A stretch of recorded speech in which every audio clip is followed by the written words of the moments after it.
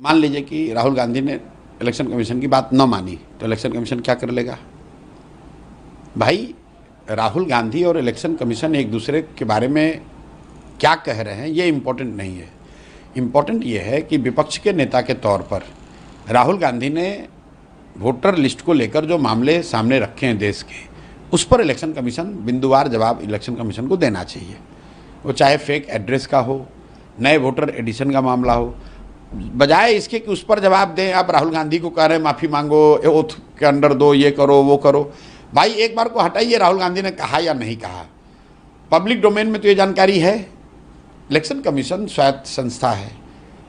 In the interest of transparency and trust in electoral process, election commission को स्वेच्छा से ही ये कहना चाहिए था कि भाई ये मुद्दे संज्ञान में लाए गए हैं, इसकी हम लोग जांच कर रहे हैं, जांच करके हम ये बिंदुवार उसका उत्तर दे रहे हैं। बजाय उसके इसको Rahul Gandhi versus election commission versus Rahul Gandhi बनाने का कोई मतलब नहीं। इलेक्शन कमीशन कह रही है कि जो आरोप इलेक्शन कमीशन के ऊपर लगाया जा रहा है वो बेबुनियाद है। भाई बेबुनियाद है, पहले बताओ तो कैसे? ठीक है, मान लिया इलेक्शन कमीशन कह रही है कि ये बेबुनियाद है, तो कैसे बताइए। तो राहुल गांधी ने अपने प्रेस वार्ता में बताया कि कई होम एड्रेस जो है वो जीरो, उसके सामने जीरो लिखा है।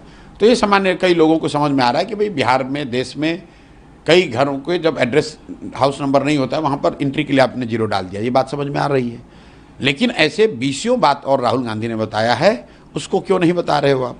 उस पर जवाब तो दो। सीसीटीवी फुटेज के बारे में कह रहे हैं कि कहीं ना कहीं महिलाओं के निजता का हनन होगा अगर मैं रिलीज करता हूँ तो। मेरे भाई, सीसी फुटेज क्या में आप डिजिटल डेटा क्यों नहीं अपलोड कर सकते हैं? डिजिटल डेटा क्यों नहीं अपलोड कर सकते हैं? ये प्राइवेसी का मामला बनाकर इलेक्शन कमीशन लोगों को बेवकूफ़ बनाने की कोशिश कर रहा है। आप बताइए कि फॉर्म 20 का डेटा, फॉर्म 19 का डेटा, फॉर्म 6 का डेटा अगर आप ऑनलाइन जारी करेंगे, उससे क्या प्राइवेसी का मामला हो जाएगा?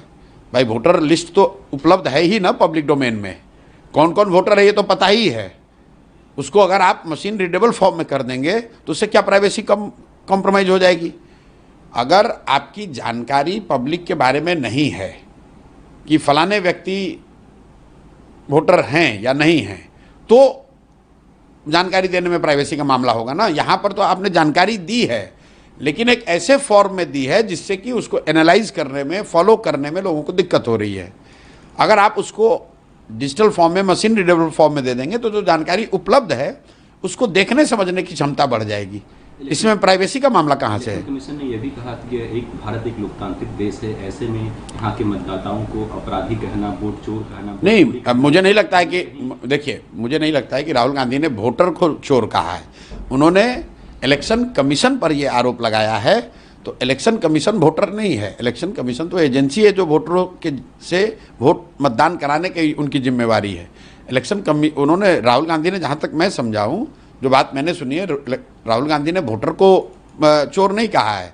उन्होंने उस प्रक्रिया में जो चोरी हो रही है या गलती हो रही है उसकी बात कही है। राहुल गांधी ने कहा है कि मैं आपको छोड़ने वाला नहीं हूं, मैं आपको एक्सपोज कर दूंगा। ये बीजेपी वाले से माफी नहीं, ये बीजेपी वाले से एफिडेविट नहीं साइन करवाते हैं, जबकि मुझसे एफिडेविट। भाई देखिए, राहुल गांधी क्या कह रहे हैं, नहीं कह रहे हैं, वो उनका मामला है। राहुल गांधी सक्षम है, उनकी पार्टी सक्षम है अपनी बात रखने को, कहने को, लड़ाई लड़ने को। मैं एज ए थर्ड पार्टी इतना ही कह सकता हूँ कि मामला राहुल गांधी और इलेक्शन कमीशन का नहीं है, मामला इलेक्टोरल प्रोसेस का है, उसकी शुद्धता, उसकी विश्वसनीयता का है। राहुल गांधी विपक्ष के नेता हैं, उन्होंने बात उठाई है तो इलेक्शन कमीशन को उसका जवाब देना चाहिए। अगर राहुल गांधी न उठाकर कोई दूसरा व्यक्ति भी बात को उठाता, तथ्यों को पब्लिक डोमेन में रखता, तो इलेक्शन कमीशन की जिम्मेवारी बनती है कि उस पर वो जवाब दे।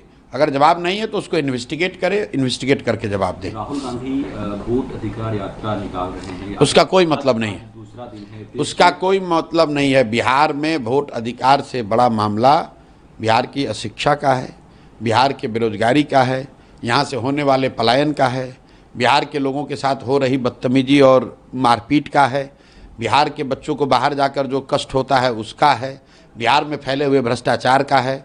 तो देश का जो मामला है उसको लाकर बिहार में उस पर यात्रा निकालिए, आप कार्यक्रम कीजिए, वो आपका अधिकार है। उससे कोई फर्क नहीं पड़ने वाला तेजस्वी है। यादव ड्राइविंग सीट पे हैं और वो कह रहे हैं कि पहले बीजेपी ईडी सीबीआई भेजी, अब इलेक्शन कमीशन को आगे कर रही है। और ठीक है, उनका अपना तरीका है बोलने का, जो बोल रहे हैं। तेजस्वी यादव के पास बोलने के लिए ज़्यादा कुछ है नहीं, तो लालू जो यादव बोलना है ने बोल भी रहे कल हैं। पुराने अंदाज में वो दिखे, उन्होंने कहा है कि ये लोग वोट चोर हैं, चोरों को हटाइए और ठीक हमें बात है। सरकार में अब देखिए, लालू जी हैं, नेता हैं, जो बोलना चाह रहे हैं बोल रहे हैं, जनता को सुनने दीजिए, उस पर जवाब देने दीजिए। उस पर हम लोग को टीका टिप्पणी करने की क्या जरूरत है? बीजेपी कह रही है कि लालू यादव ऐसी बातें कर रहे हैं। और ठीक है भैया, तो लालू यादव समझे, बीजेपी समझे, उसमें हम लोग क्या बोलेंगे?